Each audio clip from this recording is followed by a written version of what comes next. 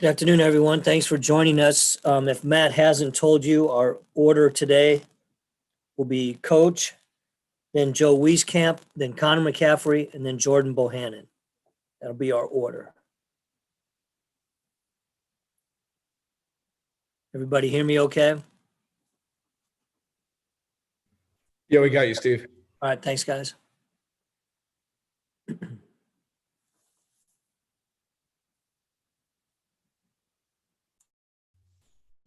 Steve, how well can you hear me? Not real well. I cannot figure out my microphone situation. Yeah. I mean, I can hear you, just not very loud. Enough, Yeah. enough to ask a question? Yeah, I think so. Okay. Matt, can you hear me? Yeah, I'm turning the volume up on my computer all the way, so. I've got mine up like almost all the way, and I got an external mic now. That's good, I could hear you. Okay, good to go.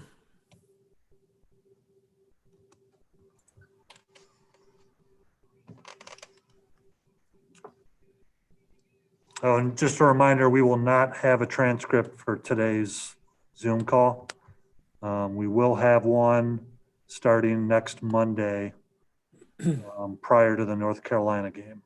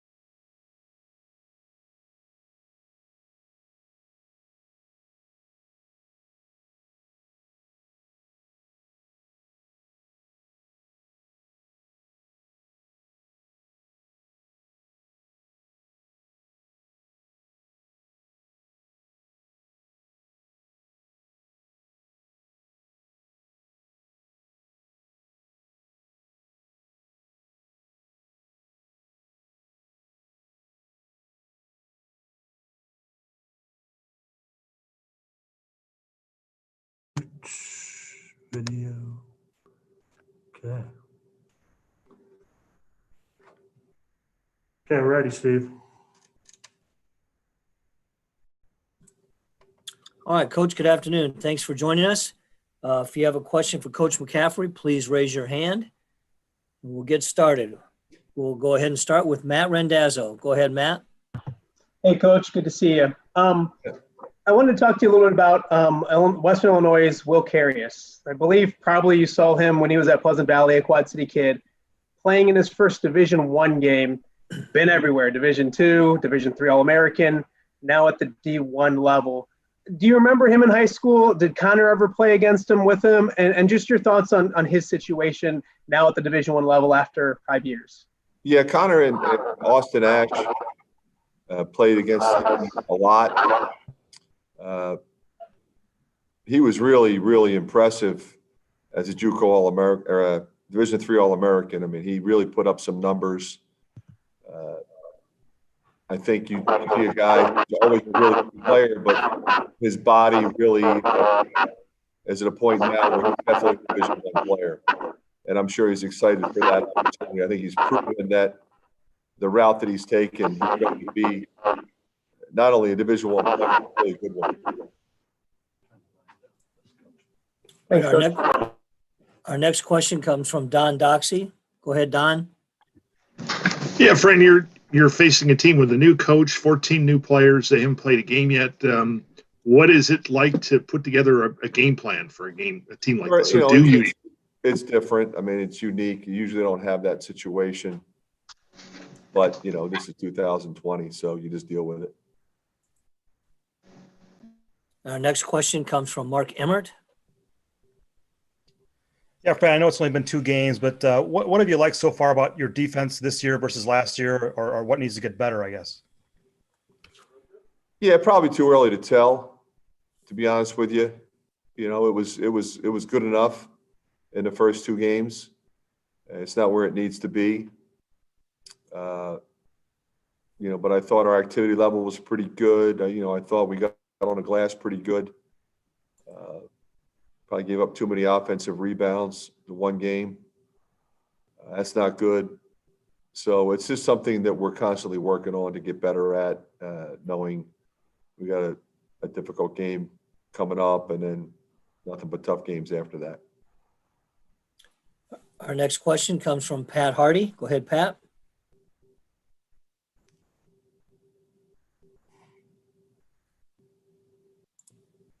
Pat, you're muted. Okay, now can you hear me? Yep. Go Yeah, ahead, Fran, please. When that ball is tossed up, how often do you notice the difference, the arena being mostly empty? Is it a big distraction? Is it something you've had to adjust to, you as a coach, you, your coaches, or once the game gets going, do you even pay attention to it? Yeah, Pat, I don't really pay much attention to it once the game starts. I mean, it's obviously a completely different atmosphere for everyone, you know, most importantly, the players. I mean, I think they would love to be playing in front of packed arenas. I mean, even if you're on the road, you know, I think they would prefer that, no question. So it's just something everybody's adjusting to. You know, I think the benches have been into the game. I think that's important. And, you know, being able to stick to the game plan is really going to be the critical thing as a veteran group. All right, Mike Kloss, your question. Fran, are rankings anything whatsoever to, I don't want to say be concerned about because that's kind of silly, but to blot out, to get your players to not even care about it?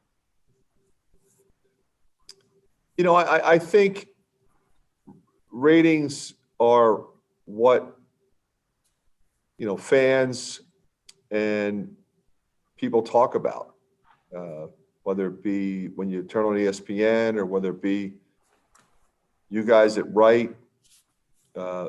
It's a conversation piece. I mean, does it really matter where you're ranked, you know, the first week of December? Probably not.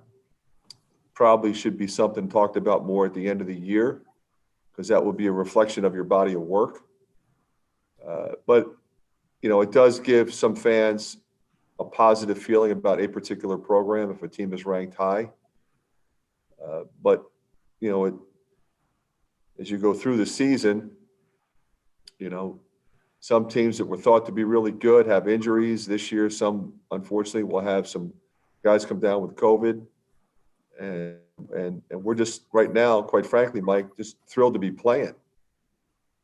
Thrilled that we got 2 games in, and you know, hopefully we'll get this thing on Thursday. I have no reason to believe we won't. It's fun to turn the TV on and watch games. You know, the Maui Classic from Asheville, North Carolina. You know, it's that kind of year. All right, our next question comes from Tom Kakert. Hey, Fran, wanted to check in, see how Jack Nungy's doing and if he's going to be available this week. Yeah, we expect him to be available. He's back. He got back last night. He did not. We had to test him. So, you know, hopefully he'll be at practice today. I haven't seen him yet because we had to make sure that his test went fine. He feels great. I think under the circumstances, he's probably in about as good a place as he can be. It's been just an absolutely difficult week for he and his family. But fortunately, they were together, and I think that was great for them. You know, our guys watched the funeral and, you know, participated in it virtually. So, you know, I think that was good. I think it was important that Jack know that we were all there for him. But the reality is now we're just anxious to see him. We haven't seen him since he got word and took off early on that Saturday morning. So we're anxious to kind of get him back, you know, be back with his brothers. And he was really playing well. He was in a really good place. And hopefully, you know, basketball and the arena, can be his sanctuary as he, grieves and continues to grieve. But I feel confident that, he'll be ready to go. Mark Emmert. Yeah, Fred, just following up on that, I guess, how important is it, do you think, for Jack to have that kind of sense of normalcy and you guys just treat him like another player like you did before all this happened?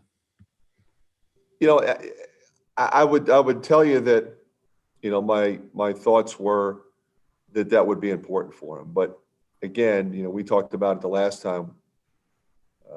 Having lived through it with Gabe Olashaney, I can tell you that it will really help him.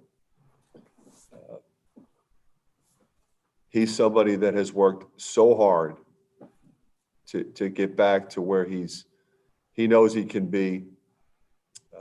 His body's in a great place. Physically, he feels great. Doing something he loves.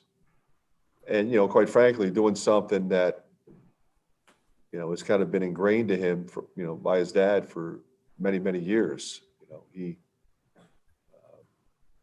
His dad was a good player in his own right and loved nothing better than to go to the games. I don't remember ever being in a game that Jack played where Mark wasn't there. And, that'll be hard the next time he plays and his dad's not there. So, we'll feel for him and help him get through it. And he's a strong, tough kid. His mom is awesome. His family's been terrific. And I would suspect that, we'll see a lot of Nungies at the games coming up here. Chad Leistico.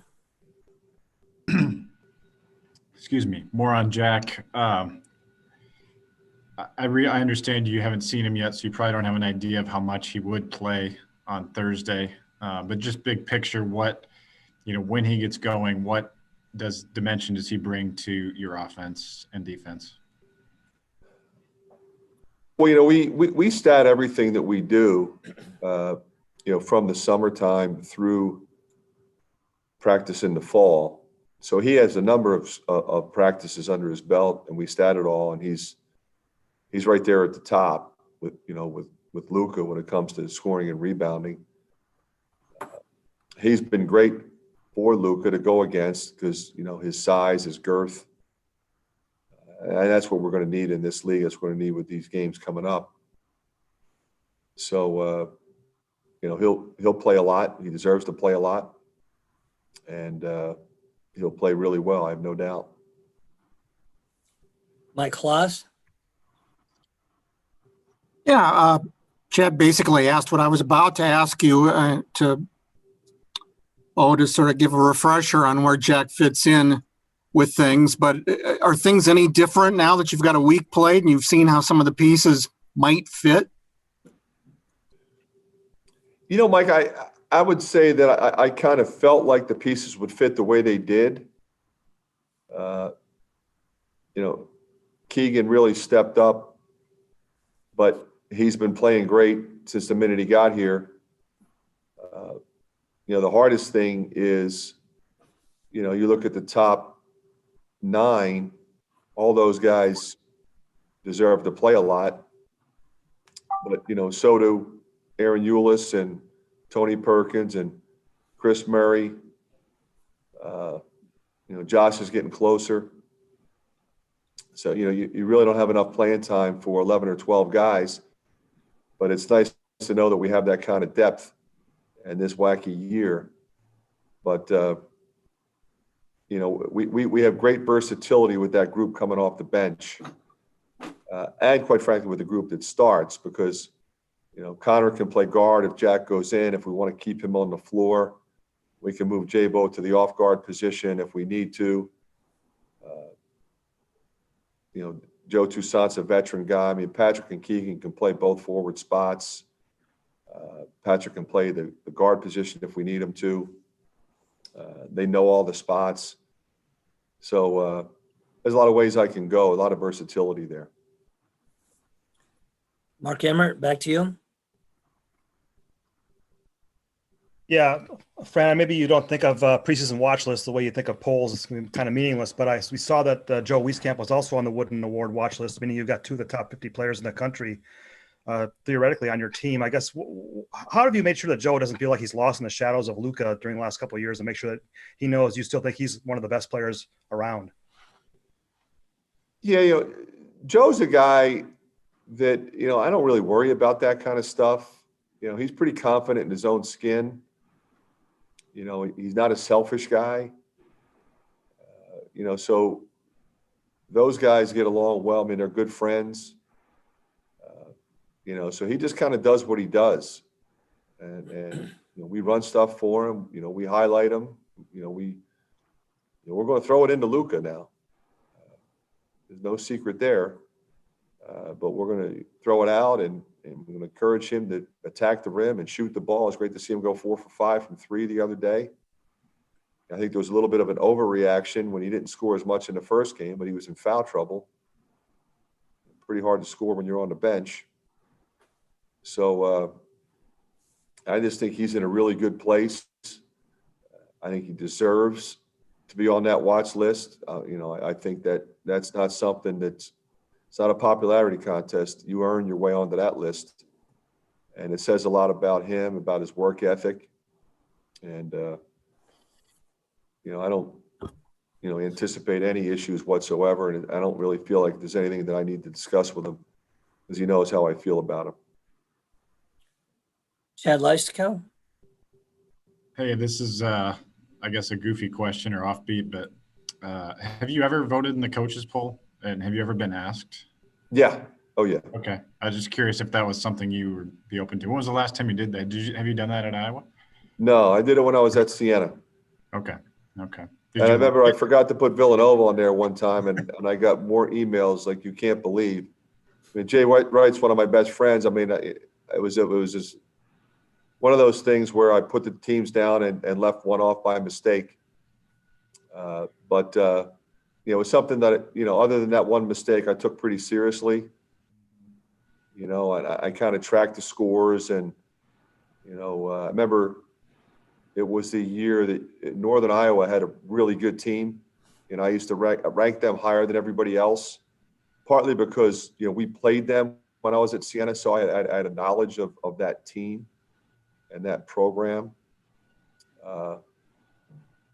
So I enjoyed it. But again, I think sometimes, it's one of those things that you got to get around to doing it, and you got 9 million other things on your mind. And sometimes guys, maybe put it on the back burner a little bit. But it's nice it was a nice thing for me at the time. And I appreciate the guys that vote for us. Yeah. You left the Philly team off. Yeah. But remember, I played at Penn. So I think a lot of people thought there were, ulterior motives, but, my brother went to Villanova and Jay's a dear friend. I was very close with the Massimino family all those years at Villanova. Tommy worked for me. His dad, also Tommy, was my roommate. And, we run Roley's Press. So certainly, if anything, I would want to put Villanova on there rather than not.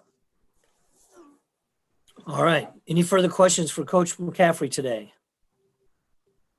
All right. Thank you, Coach, for your Okay, time. guys, Have a thank good you. day. And next up, we'll have Joe Wieskamp in a couple of minutes.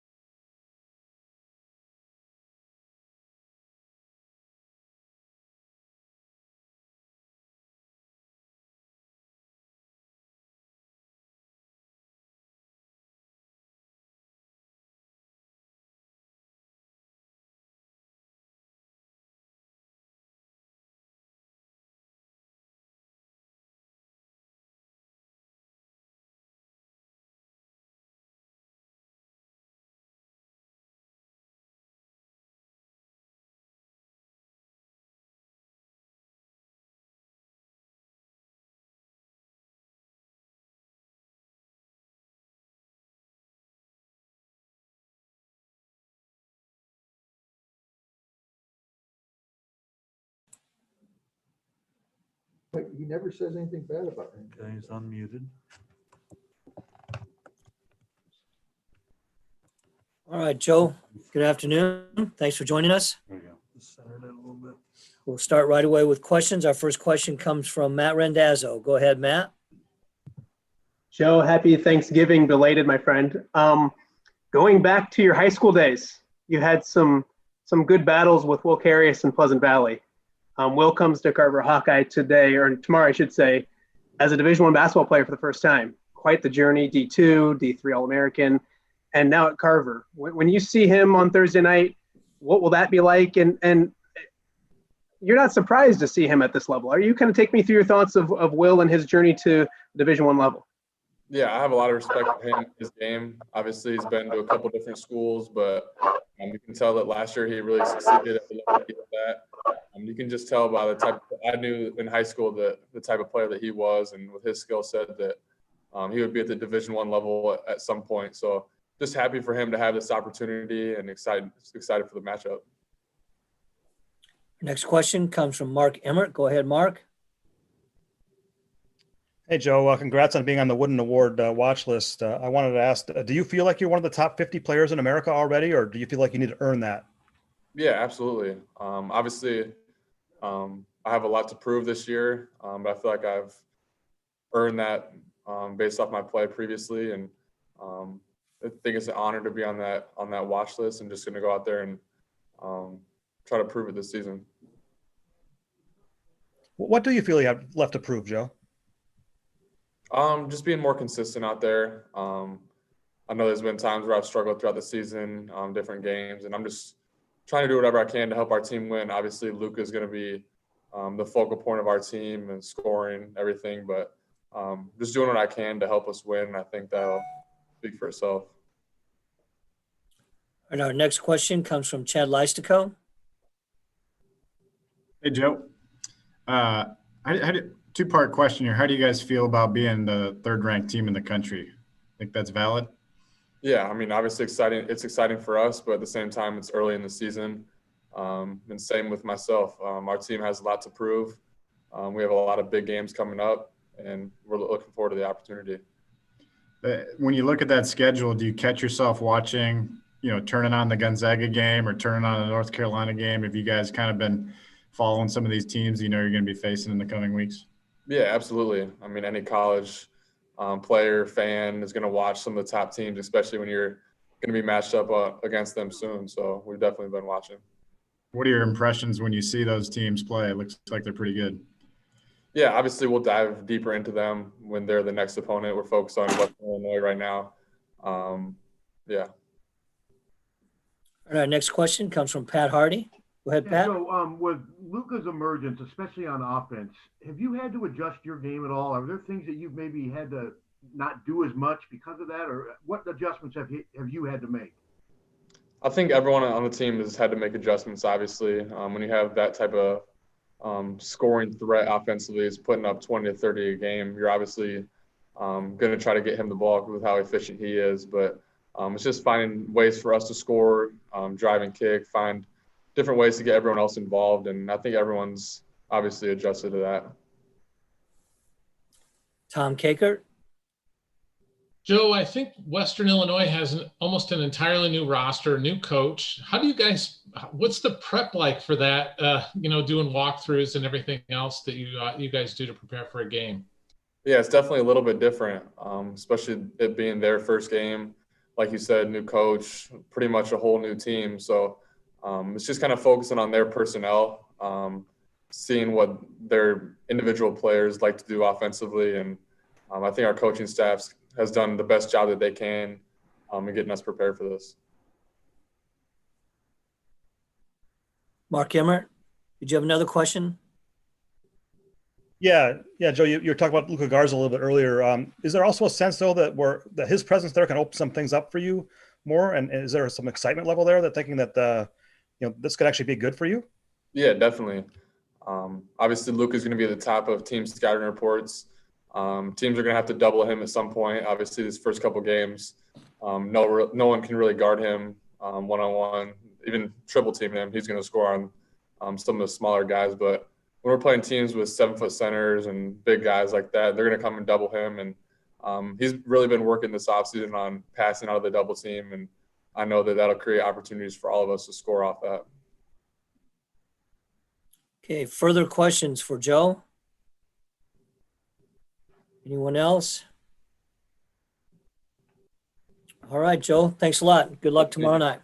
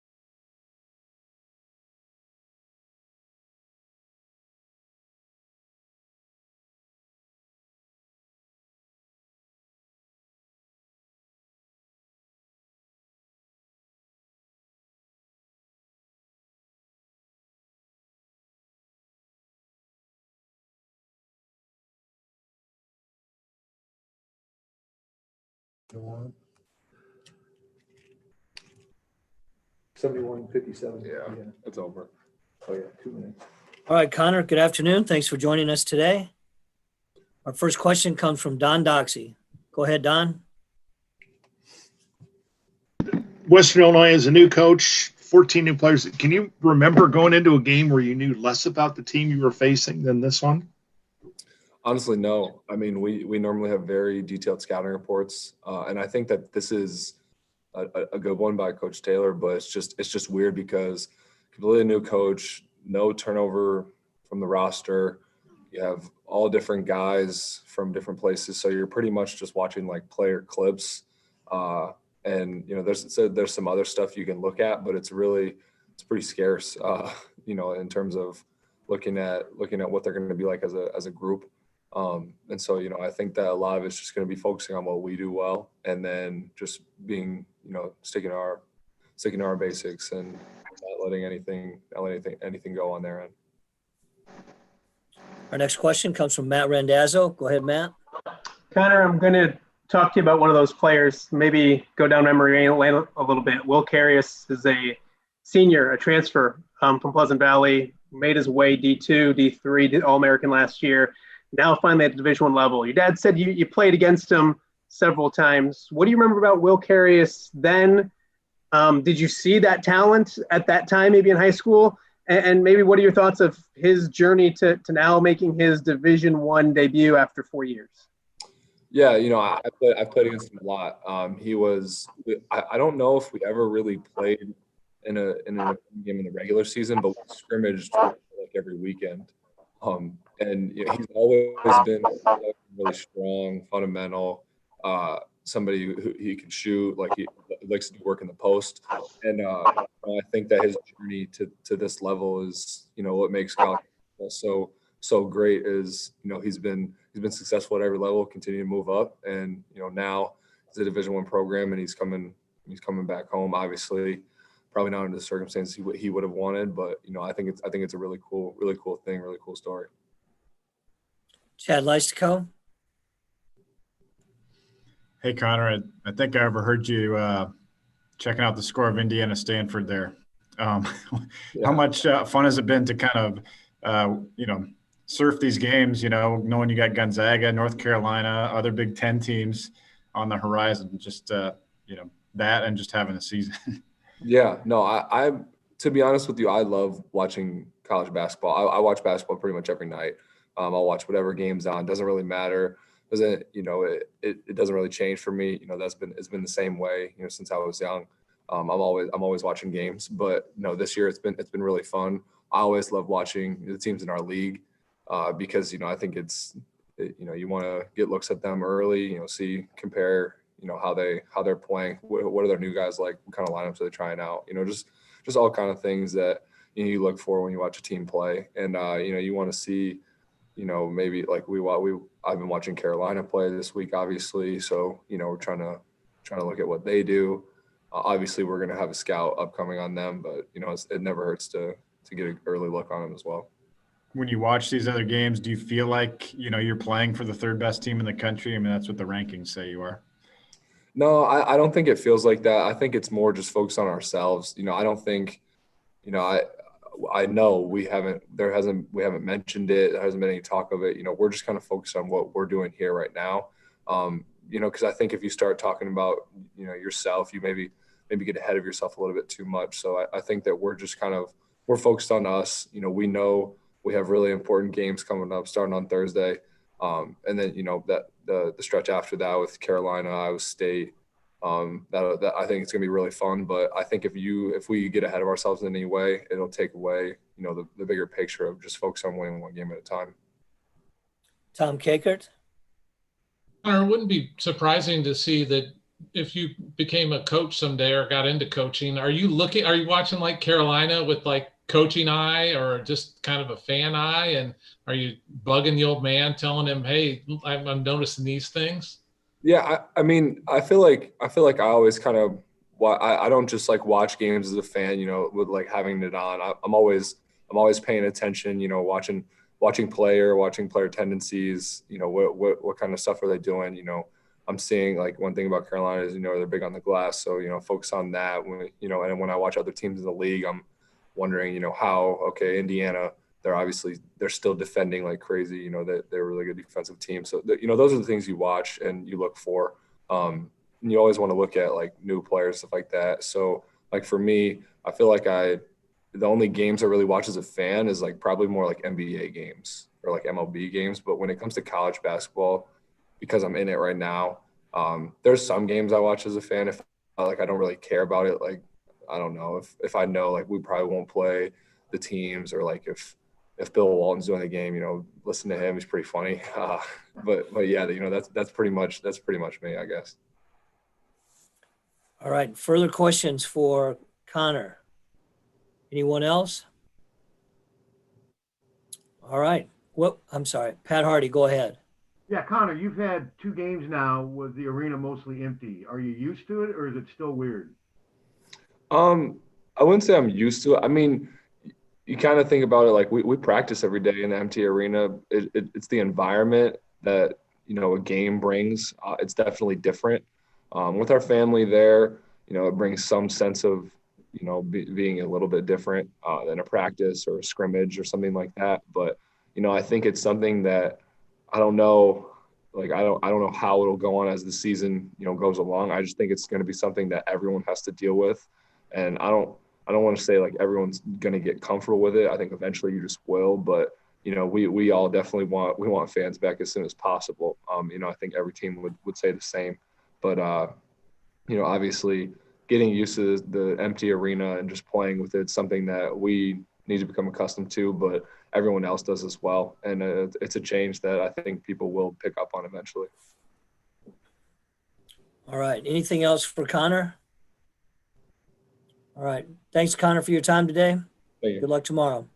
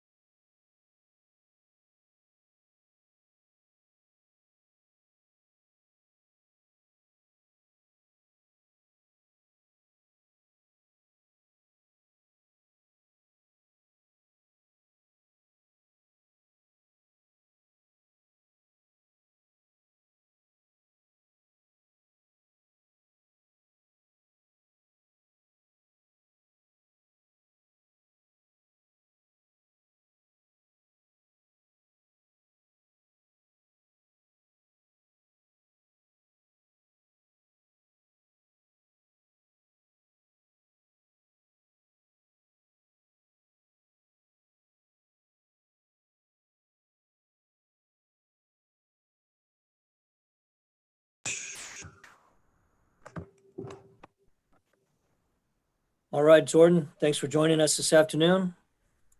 We'll take questions for Jordan Bohannon. If you have a question, please raise your hand.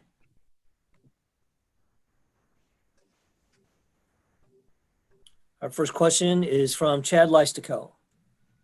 Hey, Jordan, how you doing? Good. How you doing, Chad? Good. Have you gotten to see Jack yet? I know sounds like he got back last night, and what's the message to him as he returns? Yeah, I just saw him in the locker room just now, and put my arm around him, gave him a hug, and asked how his teeth were because we had the collision right before. He had to go away for a little bit, but I think he's doing well. I think he's going to be a little better now that he's around us, and we're able to kind of lift him up a little bit and kind of take his mind off of some things in his life. Mark Emmert.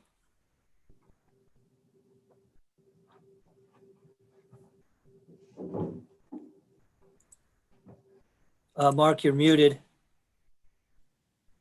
There you go. Sorry, Jordan. I saw that your teammates Luca and Joe made that Wooden Award watch list. I mean, do you feel like you're a guy that could be on that list and in the conversation for top 50 player in the country?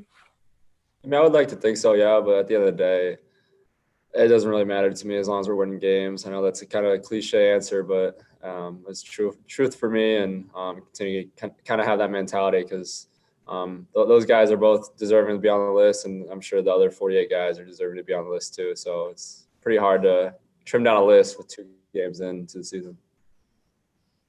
But does that kind of stuff drive you? It seems like it has in the past.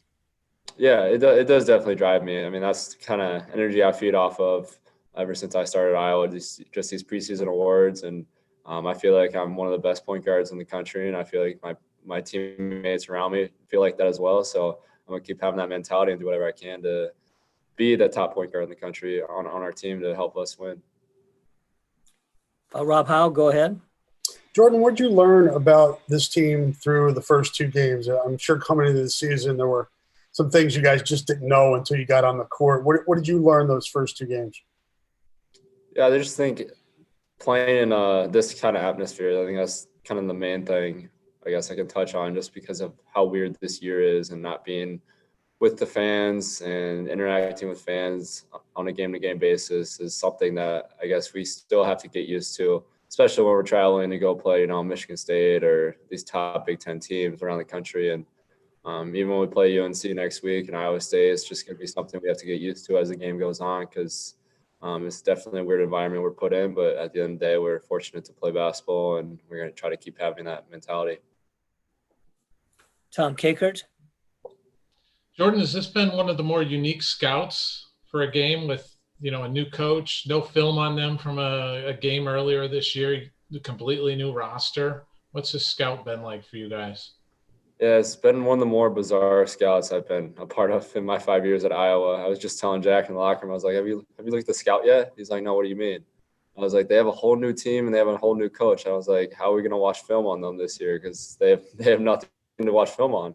So it's really just a personnel game, and that's kind of how most early season games are, just personnel games. We have to lock into each player and what they do. And I think Coach Taylor has done a really good job about, getting us to recognize what players do and try to get us ready for tomorrow. Mark Emmert. Yeah, Jordan, let's talk a little bit about the point guard thing. I saw you on Twitter yesterday about that. I mean, does it bother you when people call you a shooting guard? It's not really an insult, I don't think, because you are an elite shooter. But I guess why is it that you want to be called a point guard, and what do you think makes you a point guard? I just think my vocal skills and being a leader on the floor kind of resonates the most to being a point guard. And I know people can call me a shooting guard if they want, because I am a combo guard too. I do slide over the 2 and play shooting guard.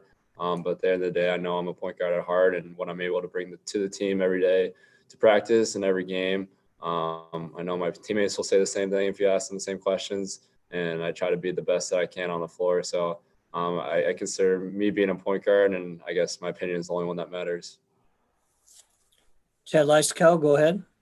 Hey, do you guys do you watch a lot of college basketball? I was asking Connor about that too. And do you kind of try to size yourself up as a team as you watch other teams like Gonzaga, North Carolina, et cetera?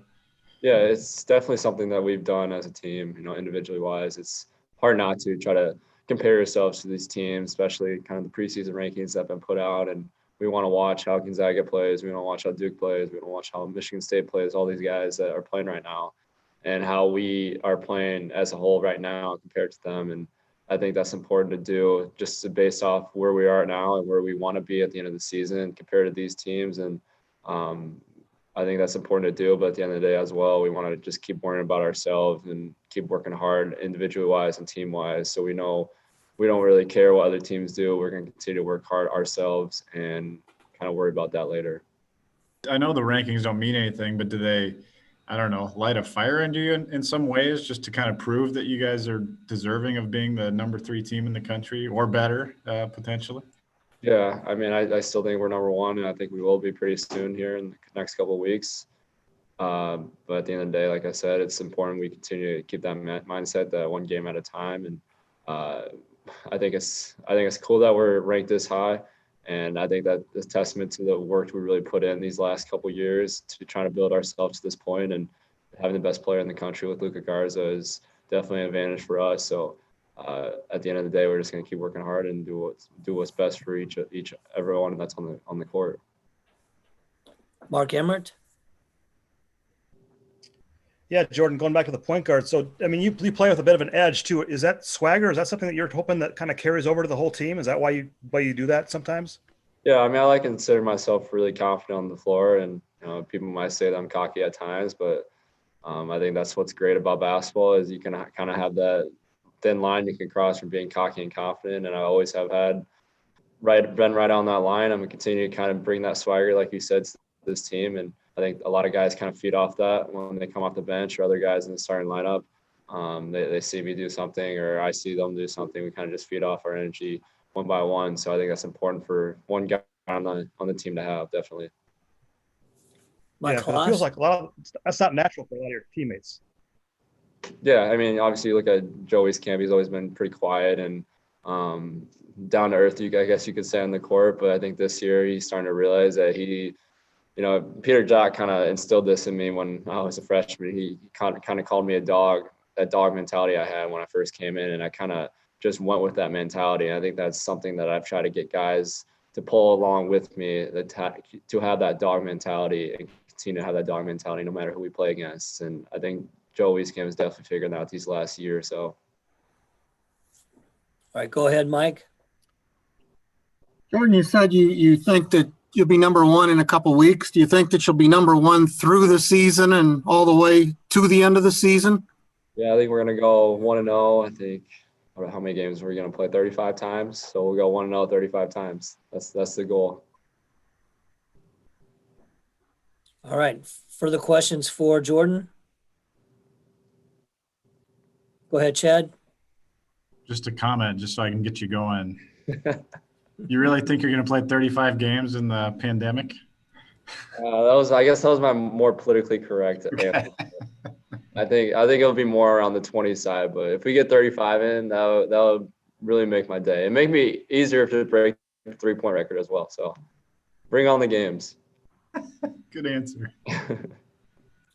All right. Further questions for Jordan? Anyone else? All right. Thanks, Jordan, for your time today. Good luck tomorrow. Thanks, everyone. Appreciate you taking part today, and we'll hopefully see you tomorrow.